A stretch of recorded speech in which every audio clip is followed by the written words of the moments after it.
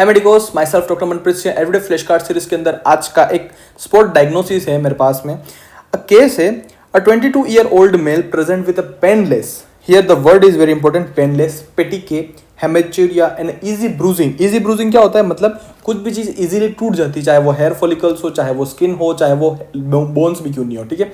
Easy bruising मतलब बहुत easily टूट सकती है, ठीक है। आप इजीली अपनी बोन को नहीं तोड़ सकते हो, लेकिन ये पेशेंट के अंदर इजी ब्रूजिंग है, मतलब आसानी से टूट जा रहा है, ठीक है।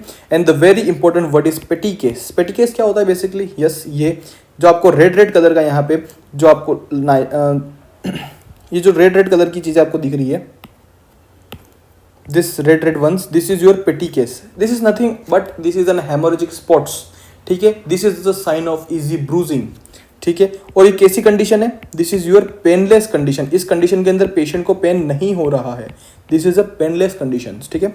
So what is our option? So first of all we have a haemophilia A, ITP immunothrombocytic purpura, vitamin K deficiency and the DIC, disseminant imminent coagulation basically, ठीक है, coagulopathies basically.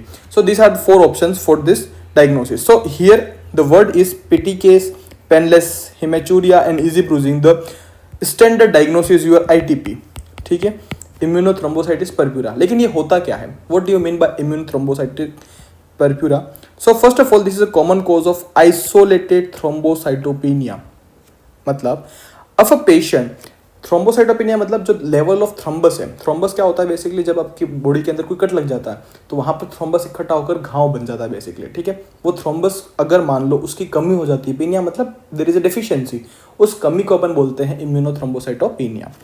This is a mucocutaneous bleeding, ठीक है। कैसी bleeding है ये? Mucocutaneous bleeding है, where PT and APTT level will become normal, ठीक है। सो यहाँ पर मेन जो चीज़ है इस फ्लैश कार्ड के माध्यम से मैं बताना चाहता हूँ कि जो आपकी ITP होती है, इम्यूनोथ्रोम्बोसाइटिस परप्यूरा, इसके अंदर 2 चीज़ें बहुत इंपॉर्टेंट है।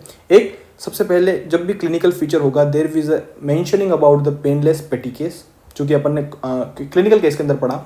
और दूसरा, इसके अंदर सबसे इंपॉर्टेंट वर्ड मेंशन होगा दैट द लेवल ऑफ आपका पीटी और एपीटीटी जो लेवल होंगे बेसिकली ये नॉर्मल होंगे, ठीक है। और ये क्लिनिकल केस में हर हमेशा मेंशन होता है the PT and APTT level are normal, so you have to think about the ITP. So this is your image for the ITPs, immunothrombocytic purpura, the case which will be come in your next examination, and the level of PT and APTT is this. और आपको बता दो, PT और APTT levels जो factors, clotting factors के जितने भी factors होते हैं सारे के सारे सभी इंपॉर्टेंट होते हैं, ठीक है। So in the chapter of haematology basically यहाँ पर अपन ये सब कुछ डिटेल में डिस्कस करेंगे। What is ITPs, what is your haemophilias A, B, ठीक है, factor 8, factor 9 deficiency, von Willebrand disease et cetera, all diseases, ठीक है। ये दिस ऑल हेमेटोलॉजिकल क्वेश्चंस आजकल बहुत ट्रेंडिंग है और मैं चाहता हूँ कि इसमें से कोई एक क्वेश्चन आ जाए, because this are very easy to solve, ठीक है। आपको बस एक कीवर्ड याद होना चाहिए and you will get your answer in within seconds. So thank you, happy learning.